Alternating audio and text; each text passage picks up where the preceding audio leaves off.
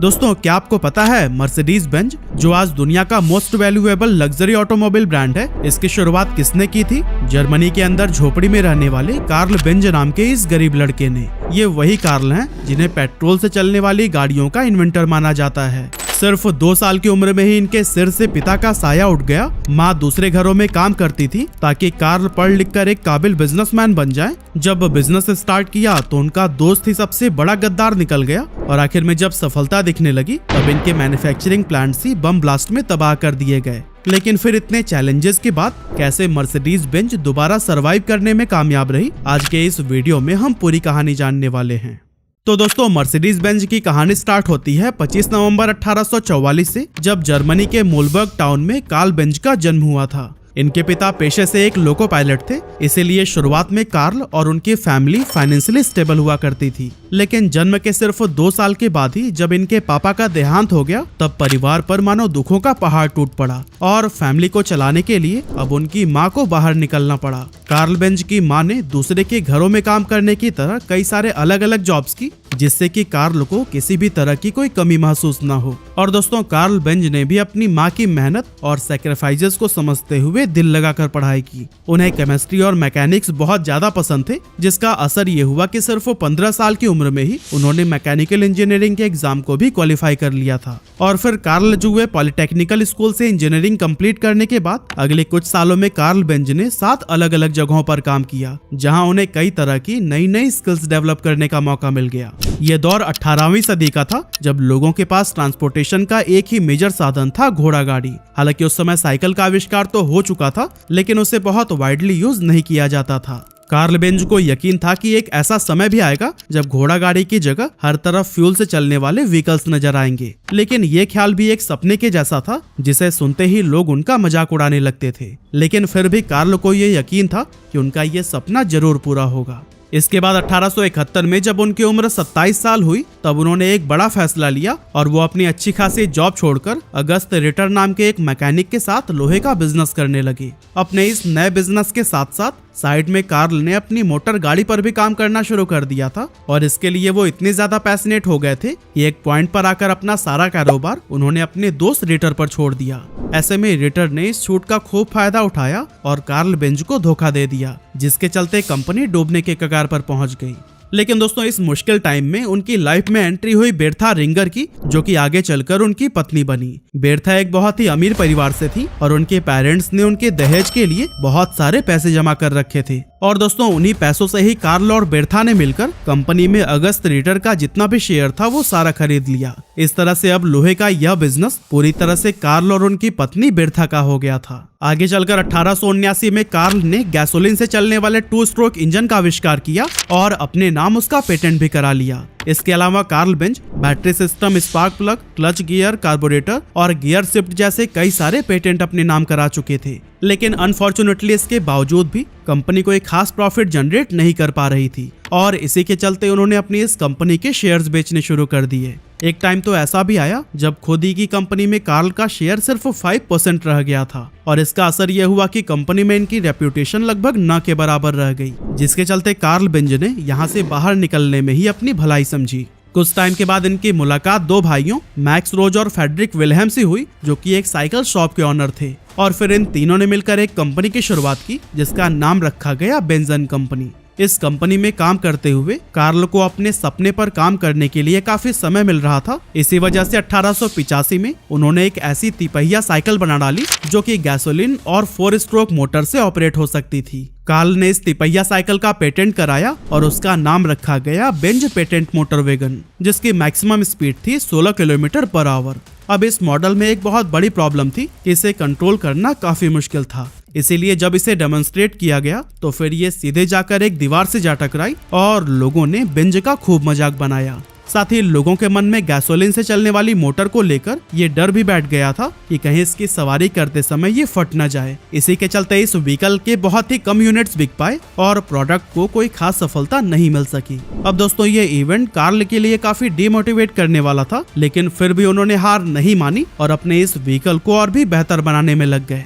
इसके बाद 1889 में उन्होंने अपने उस व्हीकल का मॉडल 2 निकाला और फिर सेम ईयर मॉडल 3 को भी बना डाला। अब क्योंकि पहले डेमोन्स्ट्रेशन के टाइम पर जो हादसा हुआ था उसे कार्ल अब तक भूल नहीं पाए थे, इसीलिए वो इन मॉडल्स की पब्लिसिटी नहीं करना चाहते थे। लेकिन उनकी पत्नी बिरथा को लगता था कि मॉडल 3 हर तरह से परफेक्ट है और इसे डेमोन्स्ट्रेट करना ही चाहिए। लेकिन काफी समझाने के बाद भी कार्ल बेंज इसके लिए राजी नहीं हुए। और दोस्तों इसी बात से ही परेशान होकर एक सुबह बिरथा ने बहुत बड़ा स्टेप ले लिया और अपने दोनों बच्चों को इस मोटर वैगन में बिठाकर अपनी माँ से मिलने चली गईं। और दोस्तों आपको हम बता दें कि यही 107 किलोमीटर की ही जर्नी थी जिसने कि ऑटोमोबाइल इंडस्ट्री को हमेशा के लिए बदल कर रख दिया। रास्ते में जब लोगों ने इस तिपहिया वाहन को बिना किसी घोड़े के चलते हुए देखा तो फिर लोग डरकर भागने लगे, जैसे कि उनके सामने से कोई प्रेत गुजर रहा हो। बिरथा अपनी गाड़ी के साथ जिस भी रास्ते से गुजरती थी वहाँ का दृश्य यही रहता था। रास्ते में कई बार ये गाड़ी खराब भी हुई जिसे बिरथा खुद रिपेयर करती थी और आगे का सफर जारी रखती।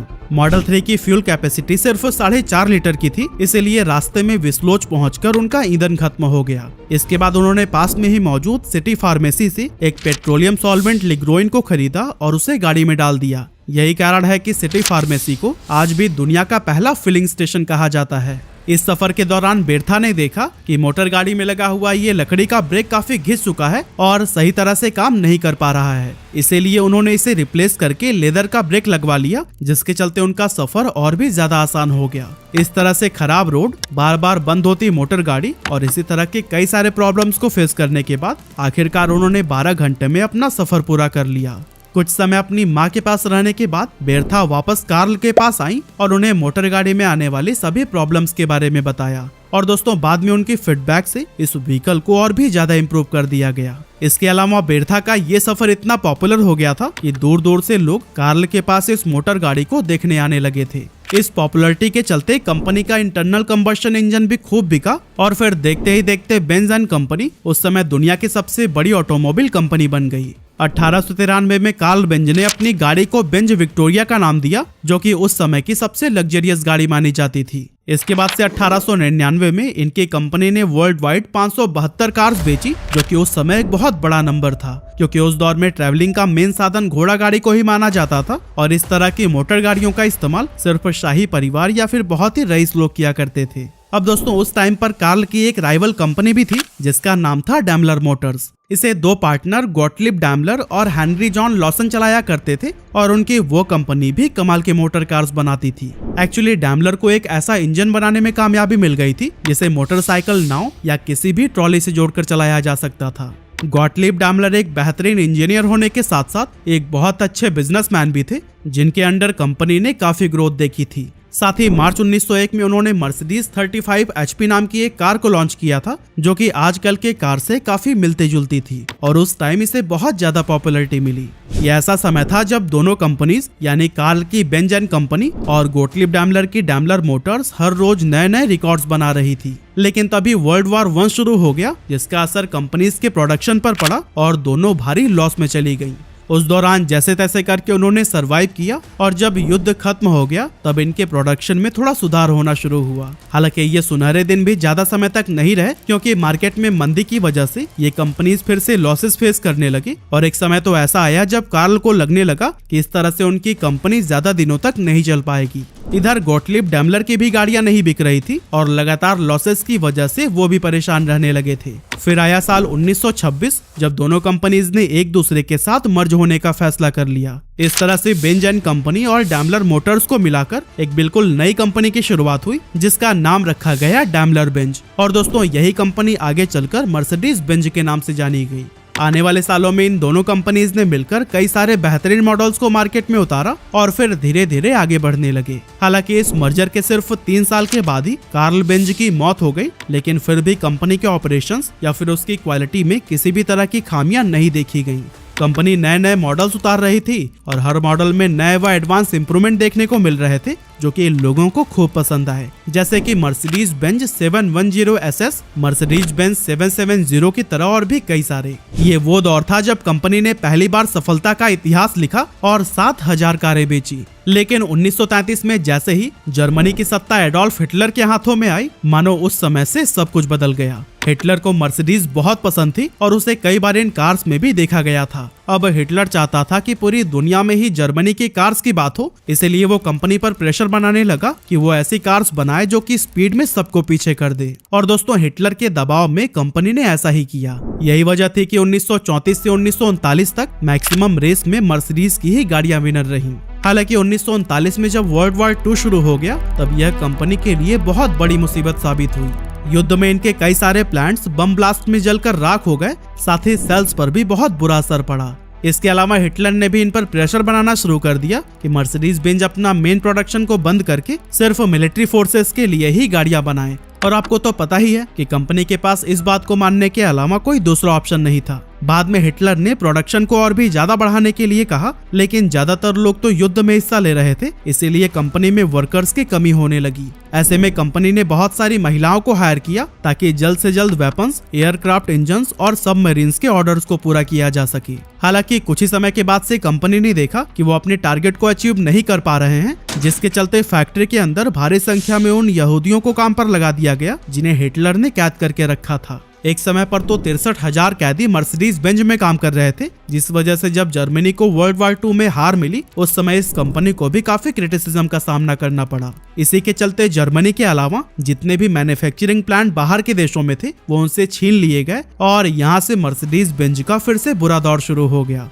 लेकिन दोस्तों इतना सब कुछ होने के बाद भी कंपनी ने हार नहीं मानी और फिर से एक नई शुरुआत करने का फैसला किया। इस बार ये कंपनी एम्बुलेंस और पुलिस के लिए कार मैन्युफैक्चर करने लगी और फिर आगे चलकर कंपनी ने पब्लिक के लिए भी कई सारी बेहतरीन कार्स को इंट्रोड्यूस किया। लेकिन ग्लोबल मार्केट में उसे अब भी वो रेपुटेशन नहीं मिल पा रही थी जो कि उसकी पहले हुआ करती थी। अब चूंकि इनोवेशन और ड्रामेटिक स्टाइलिंग हमेशा ही मर्सिडीज बेंज के ट्रेडिशन का हिस्सा रहा है, इसीलिए 1952 में कंपनी ने एक बहुत ही फ्यूचरिस्टिक गर्ल विंग डोर वाली मर्सिडीज 300 SL को इंट्रोड्यूस किया जो कि किसी ड्रीम कार के जैसी थी और कुछ ही समय में इसने मार्केट में धूम मचा दी। इस कार की टॉप स्पीड 235 किलोमीटर/आवर थी, जिसके चलते ये रेसिंग ट्रैक पर भी काफी पॉपुलर साबित हुई।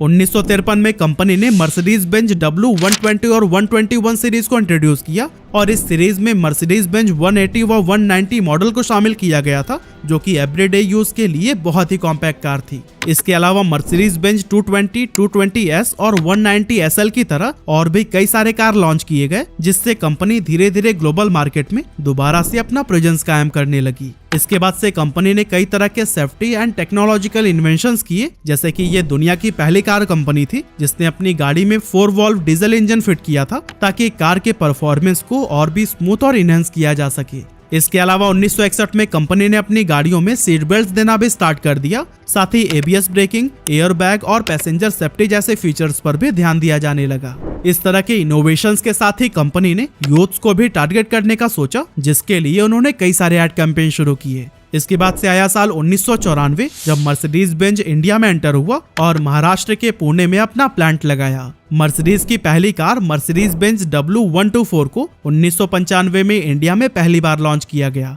हालांकि ये इस ब्रांड की पहली कार नहीं थी जो कि भारत में आई थी, क्योंकि 1991 में मर्सिडीज बेंज 190D कार, जिसे अब E क्लास के नाम से जाना जाता है, इसे खास जर्मनी से JRD टाटा के लिए भारत मंगवाया गया था। अगर हम फिलहाल की बात करें तो कंपनी इंडियन मार्केट में अपने 26 मॉडल्स बेचती है और दुनिया में बिकने वाले हर 4 मर्सिडीज बेंज में से एक इंडिया में सेल होती है, जिसकी एवरेज कॉस्ट 1.5 करोड़ रुपए से भी ज्यादा रहती है। अगर हम कंपनी की हाईएस्ट सेलिंग मॉडल को देखें तो फिर इंडिया सहित पूरी दुनिया में ही GLC मर्सिडीज बेंज की बेस्ट सेलिंग मॉडल मानी जाती है, जिसके 2022 में 3,42,900 यूनिट्स बिके थे।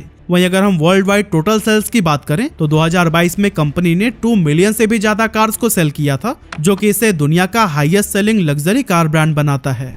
अब दोस्तों आज कंपनी ने मर्सिडीज बेंज की कारों की एक ऐसी इमेज बनाने में कामयाबी हासिल कर ली है कि लोग इसे एक व्हीकल की तरह नहीं बल्कि एक अचीवमेंट की तरह देखते हैं और आज ये लाखों लोगों के लिए ड्रीम कार कंपनी है।